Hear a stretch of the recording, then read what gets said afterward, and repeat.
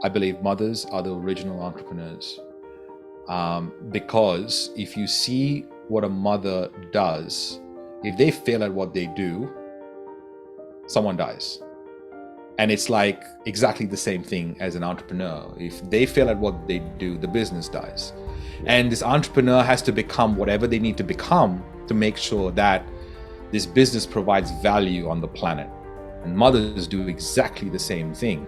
They're the hug giver, they're the chef, they're the driver, they're the teacher, they're the homework giver, they're everything. Hello and welcome to Uncovered, the podcast with your host, Jason Irving. Join me in a journey to understand what's truly happening in your world and the world around you. This is not about how you're living life on the surface. It's about what's truly driving you from under the covers. I'm going to take you on a journey to deeply uncover the reason why you are here, the ultimate purpose in your problems and the way that they have shaped your life up until now. See, I believe you have a purpose, and your problems are the highway towards ultimate realization of that journey towards freedom and the reconnection of your true self. I've been told I have a different spin on most things, and I'll be giving you my understanding of life, love, and what we're all here for, purpose. To get the best out of this podcast, drop what you already know so you can discover what's beyond you. So join me, let's play this game of life and bring on liberation, transformation, and change. Let's do this. Hey guys, welcome to Uncovered. I've got an amazing man here. I'm super excited. We've got a dude who is actually the expert at making podcasts and actually monetizing them and getting exposure and doing all of these amazing things. And I'm here as the person who's just created a podcast because someone told me to do it. So I'm really excited to have you on here. I've got Ronsley. Welcome to the Uncovered podcast, mate. I'm so excited to talk to you today. Jason, it's cool. Thank you. Thank you for having me. So give us a little bit of a backstory, Ronsley. What is it? Where did you start? You told me 10 years ago you started doing podcasting. Why, how, and what got you into the podcasting game? Yeah. So I had my first business was a restaurant. Excuse me. My first business was a restaurant because everyone told me to monetize my passion. And every time I cooked for someone, they would be like, holy shit, this is amazing. Like you should start a restaurant. Righto. And then long story short, that restaurant shut overnight and had $500,000 of debt. And I started a company called Bon Appetit, which was chefs that had spare time would plug in from one end, and the people who wanted food cooked for them in their homes would plug in from the other end. And chefs would go into these people's homes, and based on a taste test and their goals test, like if they wanted like more energy, if they wanted more lose weight, whatever their goals were, and if they didn't like dairy or they didn't like something else or some sort of cheese or whatever, based on that, the chefs who were trained chefs would go into these people's homes once a week and cook all their meals for them, put it in their fridge and freezer and their Google Calendar. And it was here around Brisbane. So to promote that, I started a podcast, and it was called Bon Appetit. And the reason for the podcast was because even though I was cooking for these people, they would still have like fish fingers or McDonald's or something or the other in their homes. And I'm like, I don't think you'll realize the impact that this food, like the connotation of this food is having on you and your family and your kids. And so I decided to start a podcast around people's relationship with food, really. And I called it Bon Appetit, uniting people through food. I had no idea what I was doing. I still kind of like feel like I was just holding on to stuff and trying to make it work. And I didn't have money because I was still $500,000 of debt at the time. Like I was still trying to pay this thing off. Yeah, wow. So I bought I remember spending like $179 buying the equipment. And my first couple of weeks of launching the podcast, like I remember telling my wife, there's only 50 people that have listened. Like this is like a total mistake. And then fast forward 4.5 months later, I had 1 million listeners, and on the banner section of iTunes next to Triple J and ABC Radio, just like kind of circling, like these banners are going around, and and then everyone was like, "Hey, dude, help me start my podcast." Yeah, So wow. that has been the origin story of this version of Ronsley. But I've kind of done a lot of things before, and this is just another chapter in my life, I suppose. Yeah, wow. So you're a little bit of a serial entrepreneur by the sounds of you, Ronsley. You've got that capacity to make things just work. Mm-mm-mm. No, I think I've always been a creator, and Okay. I've had to learn how to how to create with a business attached to it. And my restaurant, even though it was 500,000, like that was my 500,000 of learning. Like I paid. Right. So fast forward that, right? Like I did everyone this whole podcast became famous, Bon Appetit, and then all my friends in and around Australia were like, "Help me start a podcast." And I went, "Here's my Evernote folder," and they're like, "I don't understand any of this stuff." And I said, "All right." I put a post on Facebook, and I said, "I'll take 8 people, 6 of them in a group, 2 1-on-ones, and if you want to start a podcast and you kind of want to see the results that I just got, and you want to know how it's done, then let's set up a call." I literally did not know what I was doing because I didn't have the course then, right? I didn't have Yeah. anything prepared, and I didn't know that I was selling ahead of time. I kind of like just kind of did it, and then I had 30 grand in the account, which went to paying off this debt like Yeah. straight away by the end of the week. And I did 27 or 28 of those iterations, 29, I think, trainings, taking these groups on for the next few years. And I paid off that debt in 2 years and 1 month. And it has been that has been my entrepreneurship learning. Is like, okay, I'm a creator. I need, if I want to extend my creation, then I need to learn how to attach a business to it. I love Does that make that. And sense? look, this is what quite often is not spoken about, Ronsley. A lot of people don't talk about how they went in the hole and how everything went really bad. And you see this on Facebook. Everyone talks about how they made it. And often we don't hear these sorts of stories that, the troubles and tribulations that people go through to get to where they want to go. I don't know necessarily whether it ever, it's just different kind of problems that you graduate to. And I just wrote this down today because this quote by a badminton player in a interview kind of caught me. And the quote is, "Pressure is a privilege." And I was like, it is a privilege. Like, people who are under pressure have earned the right to be under pressure. And not many people can take it. And if you train really hard, you are given the privilege of dealing with pressure. But we've decided to make it a thing where that becomes our conversation, and we've maybe decided to connect on how bad the pressure is. But if we kind of decide to connect on how good the pressure is, then pressure makes diamonds, man. Oh, Bronsley, I love this because look, this is one of the things that a lot of people I talk to in our academy who really struggle around having the pressure. And I felt this as well, feeling that overwhelm. And I think this is a bit of a systemic issue that a lot of people have in business, is not being able to handle that pressure and giving up. And I love this, pressure is a privilege.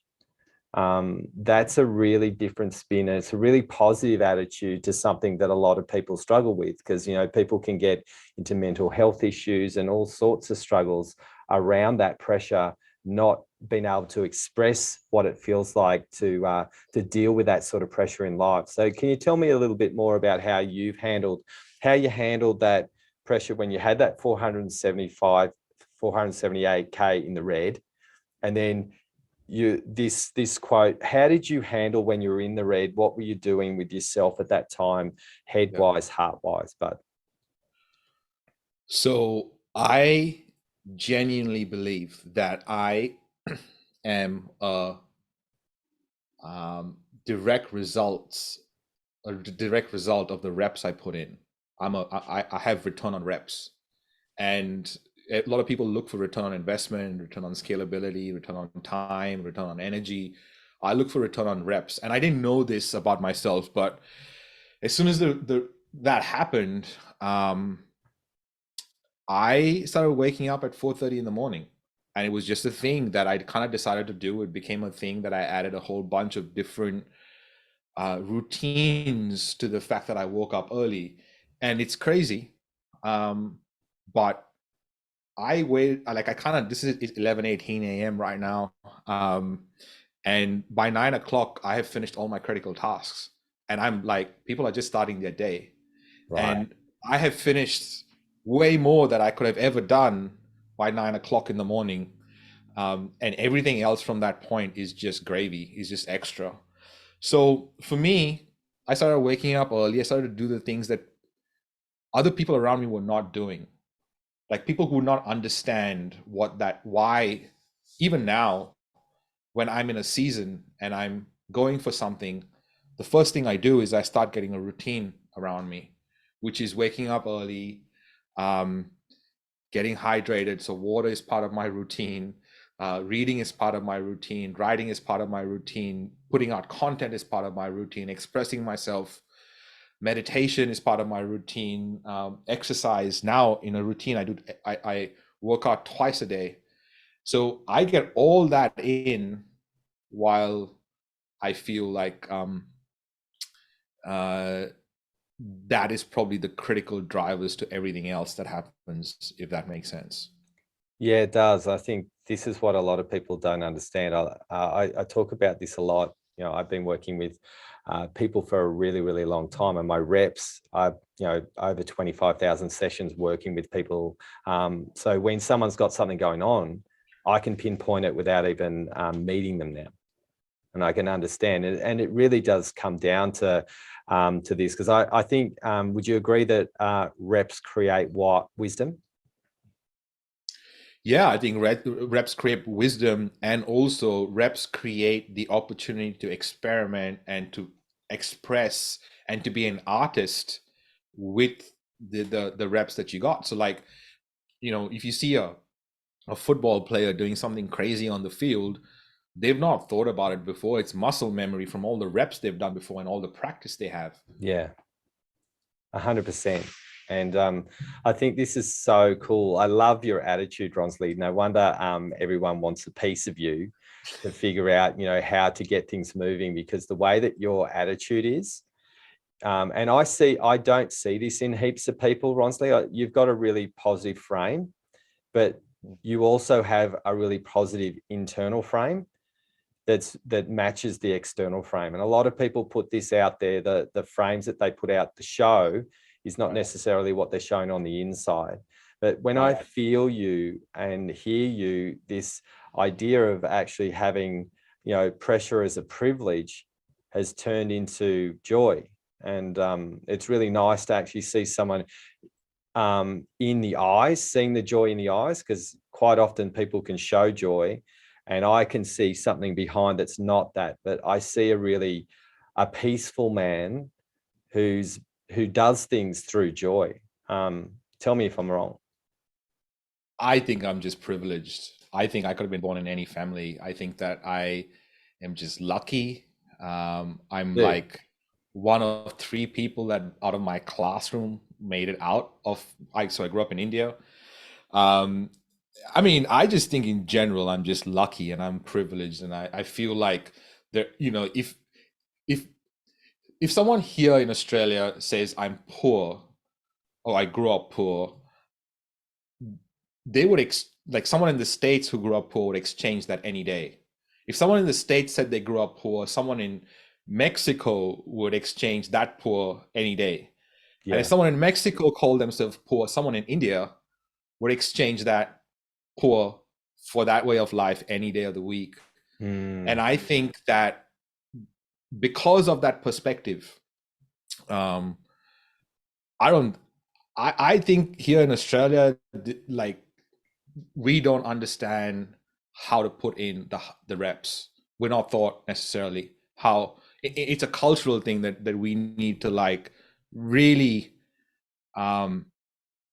look to change as Australians. Like we literally need to kind of like go, hey, this is part of our culture. There's certain things that we can really improve on, and one of that is actually um, work, like work ethic.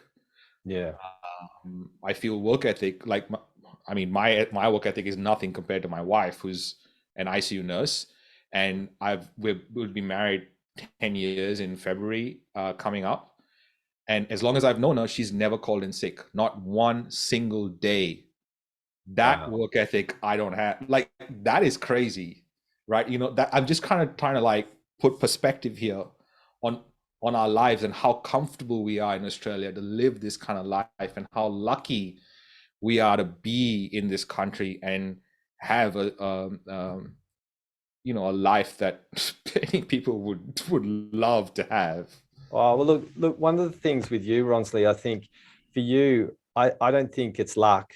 I think it's attitude, right? I think for you, the way that you hold yourself and the effort that you put in and the dedication that you put in, actually, there's no luck in you, right? You have an attitude, and coming from your background in India, there's a couple of people in our academy who have come from different places, and their attitude around resilience is so strong. And resilience actually makes the reps happen.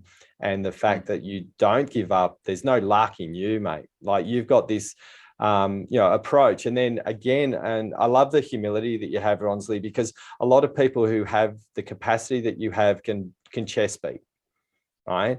That you're talking about your wife and what she does and the way and her attitude, and you're putting yourself. And this is the coolest thing, listeners, is taking this in here, is understanding how people have an attitude of humility and endurance in what they do, and they call it luck, and I just call it attitude. I think for you as a human being, I feel really lucky to to get to meet people like you, because I have a strong push.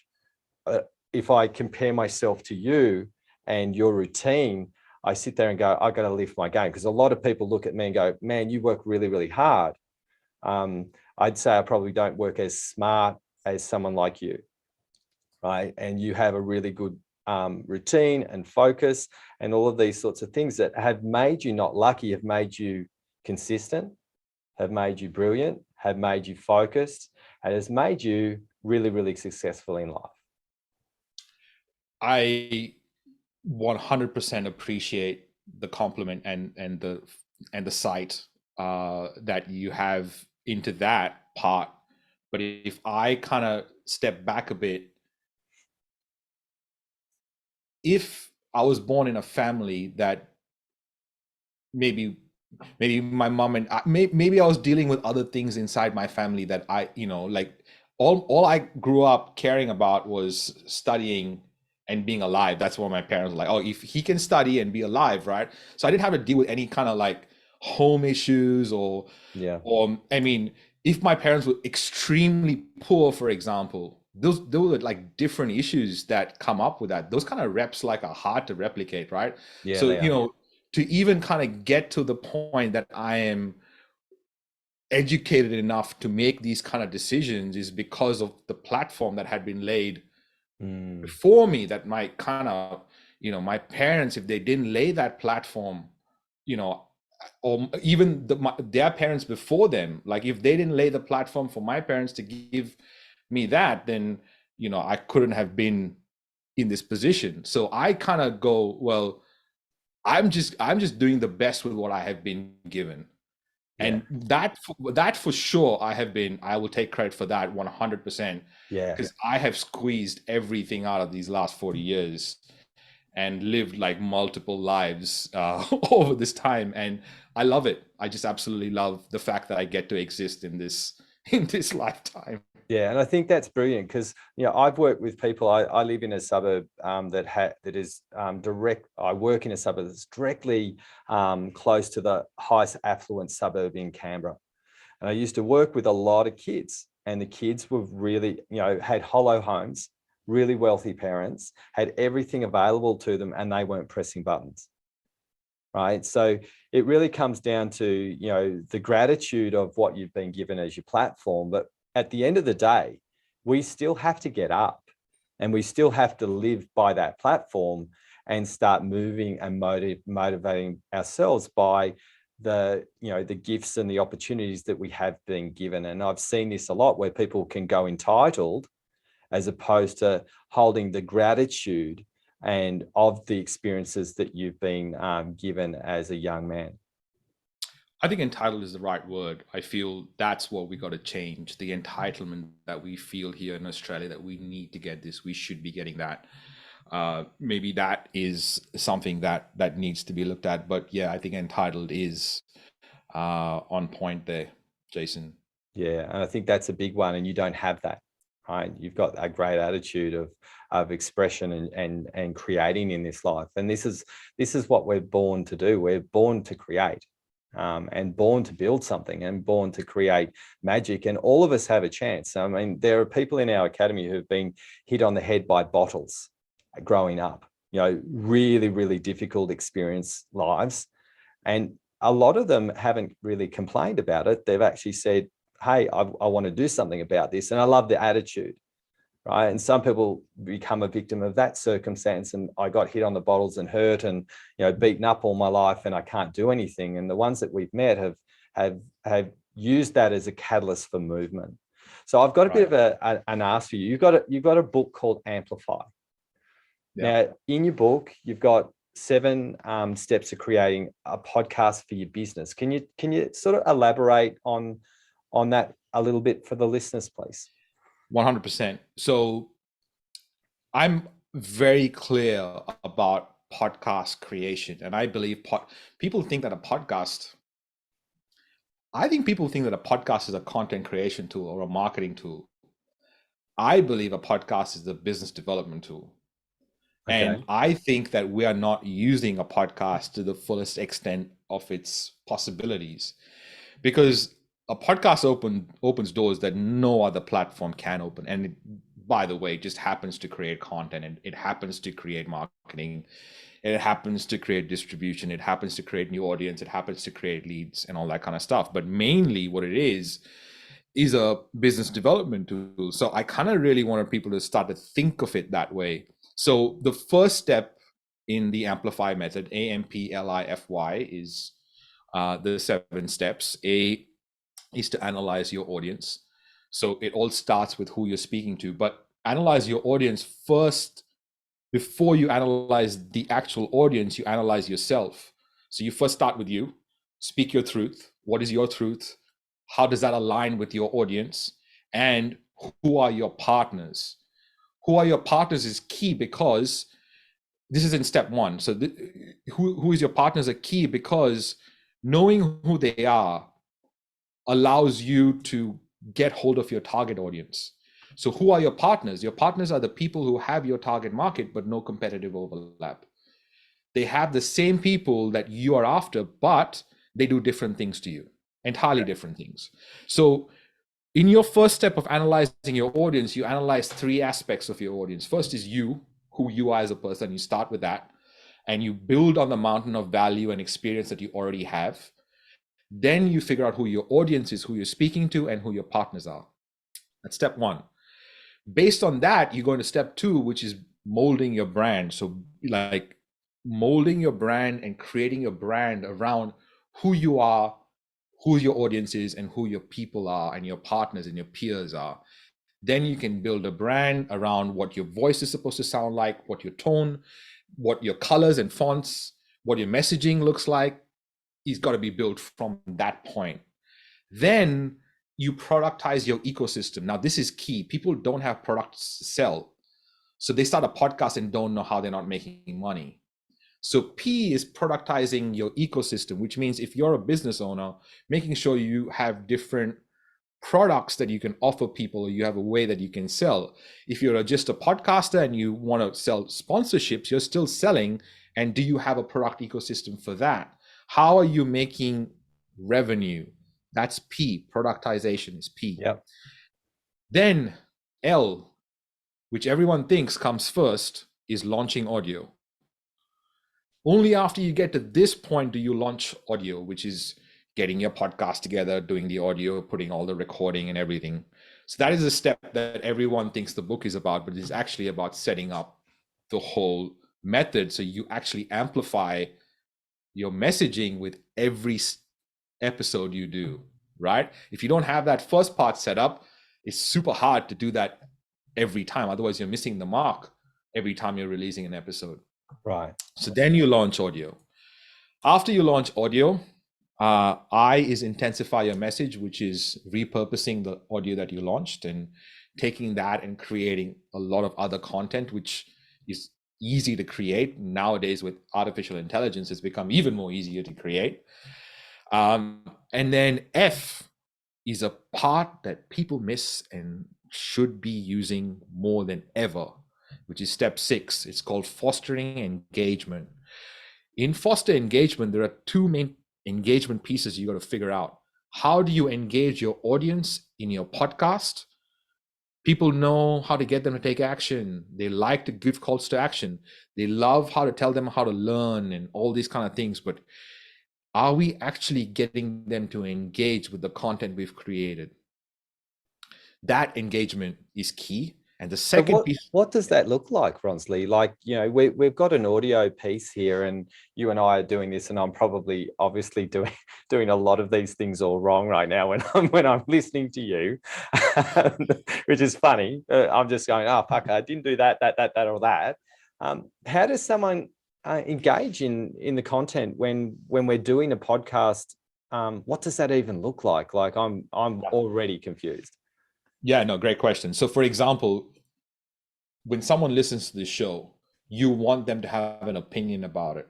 Yeah. So when they listen to this episode, you want them to say, if you've listened to this show, what are your thoughts about it? So you got to ask them the right question to engage them to respond back to you.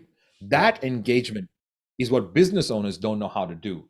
Yeah. Podcasters do well, but podcasters don't know to sell, right? So there are two kinds of people: that the business owners who make podcasts, and then the podcasters who want to make a business.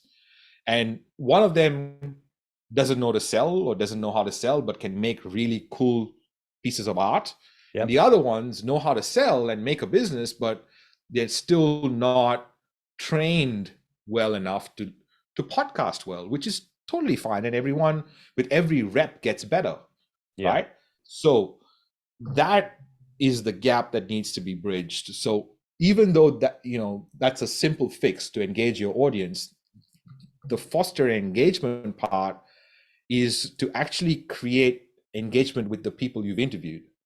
So now that you've interviewed this person, like, you have a relationship like that no other form can give you. Which other form can you go to your competitor or to your partners and say, let's have a 1-hour conversation? Where can you do that? You can't. Like, you can literally Google people and say, may I interview you for my show that has got 100 and odd episodes, and I think you'd be a perfect fit for this mission that I'm after.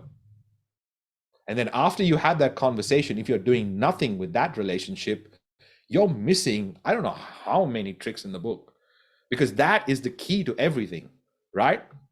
And then finally, the step 7, which is why, is actually to yield on investment. So making sure that you're tracking all these things. Like, if you're not measuring that this is working for you and you're just doing it for the sake of doing it, then that's a problem. And if you're there and you're only measuring downloads and not measuring anything else, then that's a problem too. So figuring out what your metrics are and making sure that it aligns with your business and your business goals is key. Does that make sense? So the 7 steps. I don't know the last time I actually gave those 7 steps out. It's really cool, mate. Like, this has just got me really, really thinking about what I set up. Like, someone told me, set up a podcast. You've got one of these voices that make people feel that they want to hear more, and the way I think is really, really different. And to make sure I put podcasts that are just me on there as well, that are not just interviewing someone. And so to hear all of this information, it's a lot more complex than you think. And when I think about what I've done here, I've just gone, okay, I'll do this because I want to share a message. I didn't really attach it to my business, Ronsley. I just want to share my message out there and deliver some support and help for people and get really beautiful people on my podcast that I think could make a really big difference for people's lives. So where did I go wrong? What did You I did do? go wrong. You did not go wrong at all. And I don't think people should ever feel that anything they've done in the past is a wasted effort, because Yeah. nothing is further from the truth. Like you, anything you do cannot be wasted, because it all, is all a learning curve. And if you believe in God or the universe or whatever, that kind of like really sets you on a path. And Yeah. you got to believe and trust in the fact that you're learning something for a good reason. So you have reps behind you, which means you know a lot of things that first time podcasters don't know. They only imagine. They can only kind of imagine what that is like. So you're like far ahead of the game. You have not gone wrong at all. And I think the only reason I have this is because of the amount of businesses that I've helped, right? Mm-hmm. And the amount of um, episodes that I've put out, and the amount of like businesses that are set up in this area, and the amount of other businesses that I advise in this area. So because of that, my experience, my imagination is way different to someone who is, so this is my whole life, right? Yeah. Right now. And it's that's why I can say all these things and it sounds like everyone's making mistakes, but y'all are not. You're just on your own journey, and there are different things that can be done. But if you look at the system and the way I set it up, so the way I get my clients to do it is just like they literally only show up for an hour a week. And that hour a week gives them return on investment, return on energy, return on time, return on reps, return on everything.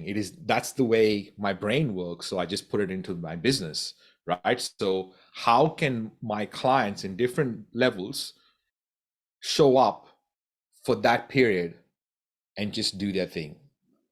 Now, everyone's got a gift, right? So my gift is to take these people's gifts and put them on a platform where they just perform and they do their thing. And it just happens to be a business development conversation. Then it happens to be a content creation strategy. It happens to do all these other things. So I'm just kind of using some of my gifts to like make this thing. Does that make sense? Yeah, it does. And so, yeah, the big question for you listeners is to get a little bit of an understanding about, how this man ticks and how he works. Because if you want to create a podcast, a lot of people are creating them right now, to ask these questions and figure out how to do them is to try and find a wise Yoda, right? So we need to find a wise Yoda to know how to do it well. So what you've done, Ronsley, and what I've done in my business that I had before I started working with clients the way I do now is you made a lot of mistakes. So you found all the shortcuts, and then you can deliver those shortcuts to people so they don't have to do it the long way around. Does that make sense? 100%. So amateurs waste energy on the wrong reps. Yeah. Pros conserve that energy to use it when they need the energy the most. So by the time the amateurs got into the part that they need their energy, they've wasted all their energy on the dumb shit. And that's why having someone who has done it before can really help you, because sometimes you don't even know at all that you're doing something that could have been done better or in a different way, or actually helped all these other elements in your life, including yourself and your business, right? So it's just about finding someone who can help you achieve what you want to achieve, and just getting that information into you.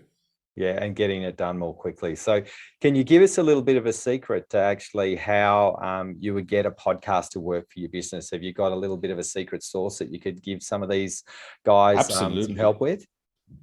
Absolutely. So very simply, right? The first step is, why are you unique? So what is your truth? And I really need this person to kind of speak their truth, which means, why are they the person? What happened to them for them to be this person that's gonna like decide to go on this mission, whatever the mission is, right? So they're gonna tell their story, not tell their story in a way that it sounds like this victim and that's why they're there, but tell their story in a way that it empowers other people who are in a similar position to talk about their story, which means being vulnerable. And people say vulnerable and don't really know how to do that properly, Yeah. right? So just because no one's ever showed them maybe, so that's the first step, is kind of speak your truth. The second step is to kind of like find your target market. Who's your target market, and then who has those target market people? And your simple job is to make a podcast that interviews those people, right? So if you can create a platform where those people go, I would love to be on that platform. What does that platform look like? So then you make that where you're both, your partners and you, are co-creating for this audience that you've identified. Yeah. Does that make sense? Yeah, it Right? does. So you now in a year, if you're at least doing 52 business development conversations, even before your podcast is released, right? We've not even gotten to the podcast being edited down. So then you record these conversations and you have these conversations in the best way you can with your skill set at this point, where you can interview your partners for your audience and make it valuable to them, right? Then once you record them, you take that and edit it out. You would never read a blog post that's not edited. You would never read a book that's not edited. Why would anyone listen or watch a podcast that's not edited? So make sure you're getting editing in to your recording, right? So what needs to be removed, what needs to be rearranged, maybe some of the stuff that is said at the start needs to be put at the end. You don't, like, make sure you're editing right so that someone that is consuming goes, I want to tune into this the next week and the next week and the week after that. Because then your job becomes, how do you take your listeners and make them subscribers?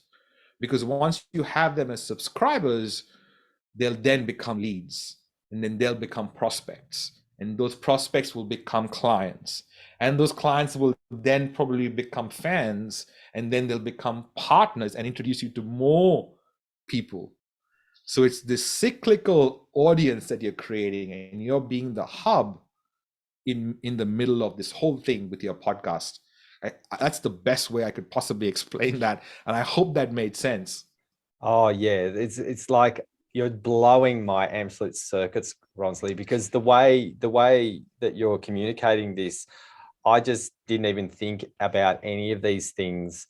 I just probably just did what you did in the beginning. I said, well, I'll just give this a shot and see where it goes. And my whole passion is uncovering who people are under the covers. To find out who people really are being, and what really means to them, and what the big vision is for people in their lives. And I'd love you to just give us a little bit of an insight here as to what are the three mistakes that people have made. And I'm probably going to be going, yeah, I've done all those three. So what are those three big mistakes that people have made when they're starting to try to create a business-based podcast? What's that all about? Actually, I'll do you one better. I'll give you 70. And you can go to mistakes.wearepodcast.com and download the 70 mistakes that business owners make with their 70. podcast. Okay. And we've got fixes for the first 10. And here's the thing, like 70 mistakes are there because they're easy fixes. You can just read some of them and fix them. Okay. Right? It's just little small little things, like not tagging your MP3 file with ID3 information. So when someone is searching on the internet, they can't find, we still don't know how to go into an MP3 file and listen to the audio and pick it up for search results. So if the MP3 file is not tagged, your file is not searchable on the internet. So making, like, that's a simple thing. Oh, wow. But probably people are not doing it. So all their episodes that are going out are not searchable.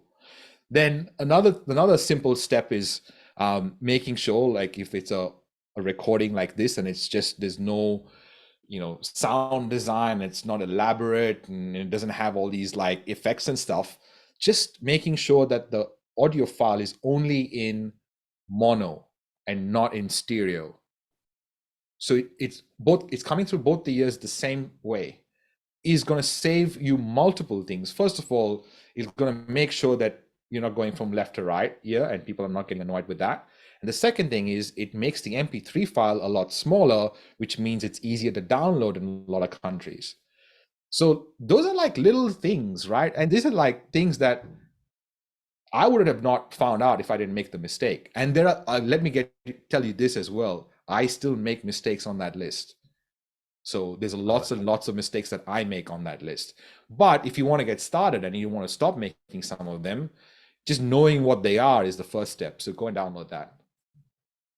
Okay. So I'll get listeners, I'll get this list off Ronsley. We'll put these details in the show notes. So I'll go through the 70 odd things, and I'll have to clean a whole bunch of things up by the sounds of it. I'm really, really excited about getting to know this. So I've got another question for you, Ronsley. Entrepreneurship. Yeah. Can you tell us about what it is to be a really good entrepreneur, like what that actually looks like and what it means from your perspective? I believe mothers are the original entrepreneurs. I believe mothers are the original entrepreneurs.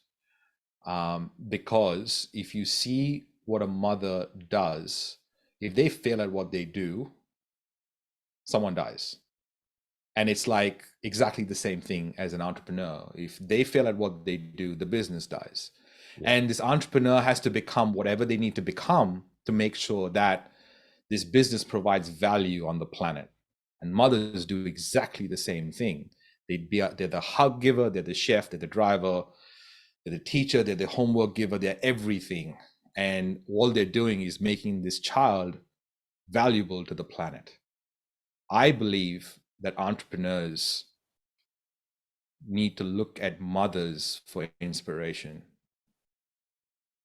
I love that, because I was just chatting to a whole bunch of mums last week about how important their role is and how quite often they feel insignificant in what they are in the world. And a lot of people go, you're at dinner and people say, what do you do? And someone says, I'm a mum, and no one wants to talk to them. And I've heard this a lot, where, oh, well, they don't have anything special or important to say. And I think, especially with what you said, like mums are building the next generation with their psychology, with who they're becoming and what they need to do. And it's one of the hardest jobs in the world. Do you have kids, Ronsley? I don't have kids. I don't have kids, and I'm on the fence on when I'm going to have kids. My wife, on the other hand, knew she wanted kids a long time ago. But, I'm just like, I don't know. And I want to change my life. I'm too comfortable right now. Well, can I give you a tip, Ronsley, what happens? Tell me. Well, you're having a chat with your wife, and your wife wants to go to the sea, and you want to go to the mountains. And you have a bit of an argument and you have a conversation, and then you compromise. And guess where you end up going? Nowhere. You go to the sea.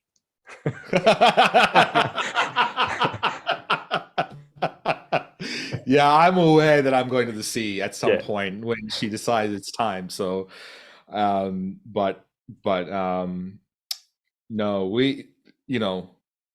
we're enjoying the freedom right now, and it's one of the things that as an entrepreneur, sometimes you're really lucky that you can experience it, and we're really lucky that we can experience it right now. Yeah. So tell us about experiencing. You've spoken about having a good time experiencing entrepreneurship. A lot of people don't create success as one.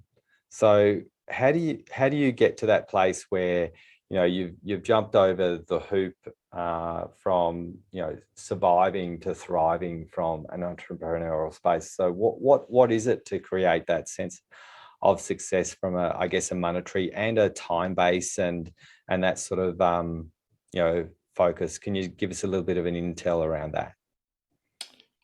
Well, I think it's all about time and the space that you create, right? So it's like the best of intentions, a bad environment, and a bad time management can kill, right?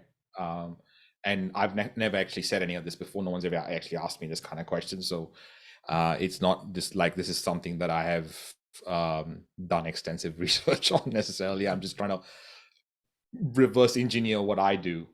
Yeah. Like the best of intentions with the wrong people around you can easily derail you. The best of intentions in the wrong environment can easily derail you.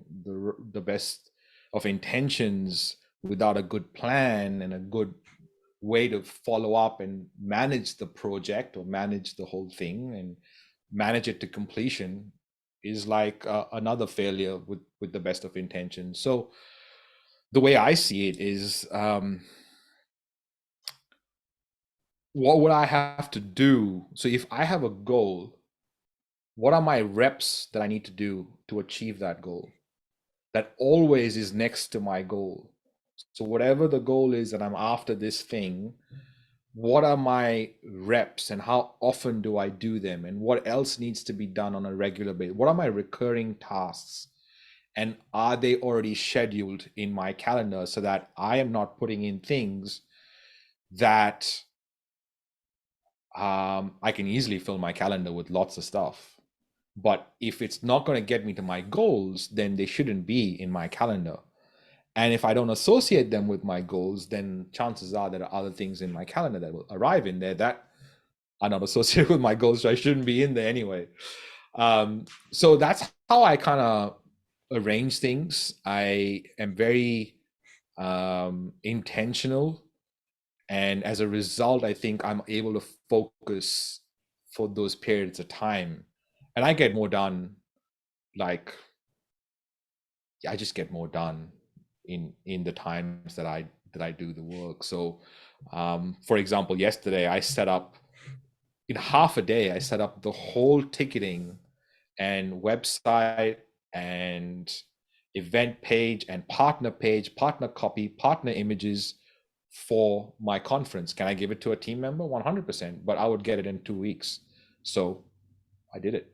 And I like that I can now give that to a team member to correct and make a process out of that. So those are kind of things that I like to do and do quickly. And it's only because that was scheduled in the calendar. I had the brain space and the energy and the time to kind of go for that task in that time. So it allowed me to forget everything else and just like get that done. Does that make sense? Yeah, it does. So what I'm hearing, Ronsley, you tell me if I'm wrong, we're talking about a laser-like focus.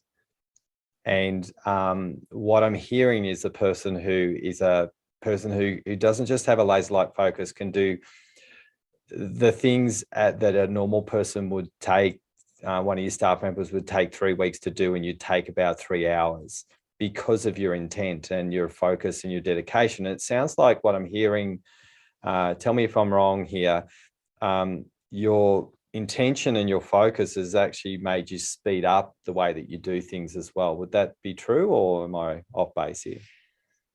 I'm not wasting time on thinking.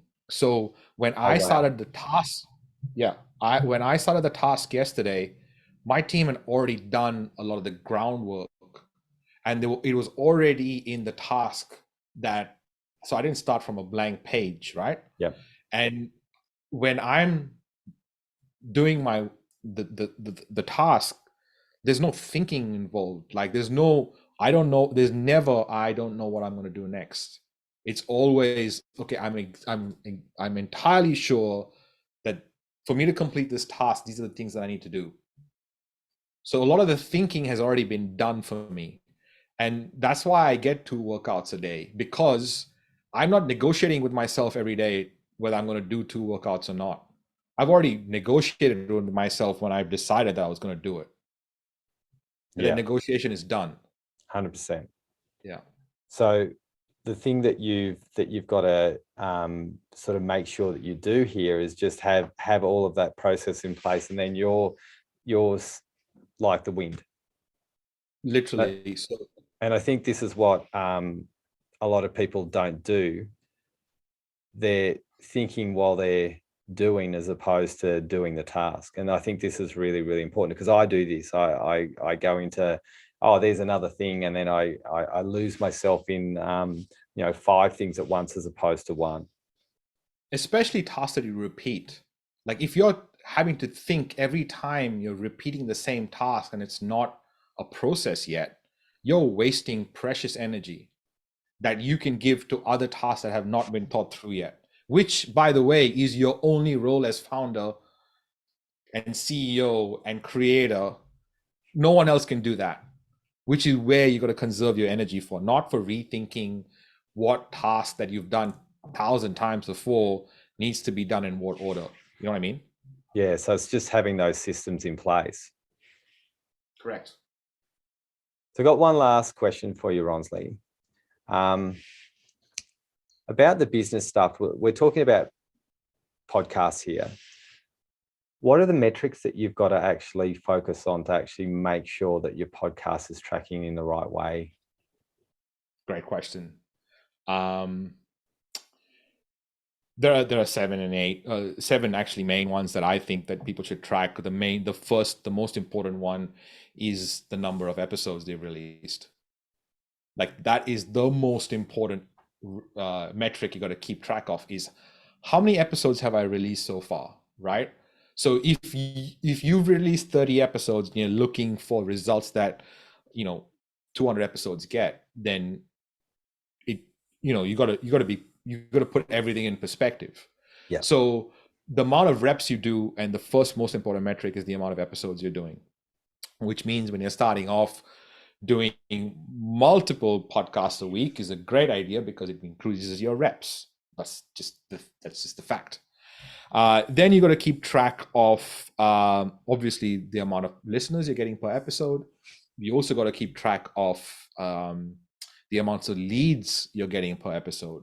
So if your podcast doesn't have a call to action to a lead magnet in there, then you're not tracking how many people from the podcast are becoming leads.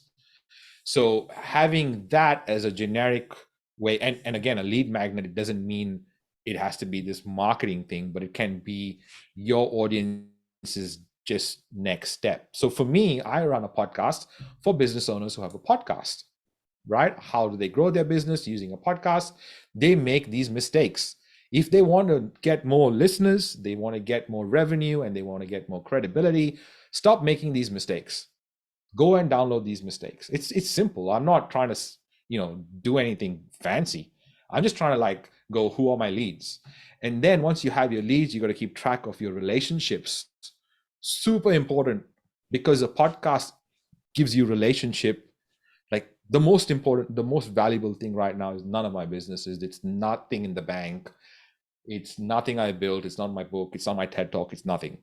It is the phone numbers in my phone, and the people that I can just call and go, hey, hi, how are you? It's so weird that I have these kind of contacts now, but it's primarily because of the conversation, the relationships.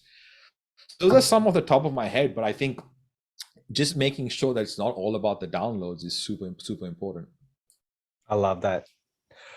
I love this conversation, Ronsley. So I am so happy that I've got the opportunity to connect in with you and listeners. I'd love it for you guys if you could like and share Ronsley's and my podcast today. It'd be really, really cool if you could do this, because I think to learn how to do this really well, everyone's trying to create a podcast. It sounds like we're doing it quite wrong these days, and to learn how to do it really well, we need a wise sage like you, Ronsley. And I really appreciate the opportunity and your time today, your valuable time to give me some lessons. So I'm thinking about what I've missed here in my podcast and what I can improve. The coolest piece of magic that you've given me today is actually, I've done a lot of reps already. I've got 106 podcasts out there. I need to start doing some more puzzle pieces. So thank you so much for your time. Is there anything else that you could just give us before we jump off? No, I think we covered quite a bit, and thank you for having me. I appreciate you having a platform and the work you put in to maintain this platform, and then giving me some time on it. So I appreciate that. Thank you for having me, Jason. Thanks so much for listening to our podcast. We really appreciate you, and we really appreciate your time, because time is so valuable. What we'd love you guys to do, if you like this podcast, if you could share it with your friends, and also our website address for the podcast is www.wellnessbreakthroughacademypodcast.com. Our website is www.wellnessbreakthroughacademy.com. We have a free Facebook group called Wellness Leadership Evolution, so search for that. I'd love it if you could add me as a friend on Facebook. I don't buy it, so add me as a friend. And if you want some help and you would really like some support from us in the Academy, jump in. We have a process. You can do a break-in call to connect in with us. We do small courses. We have lots of things that we share. So we'd love the opportunity to give you a chance to change your life and turn it into a free one. You are one transformation away from change. Come and catch up.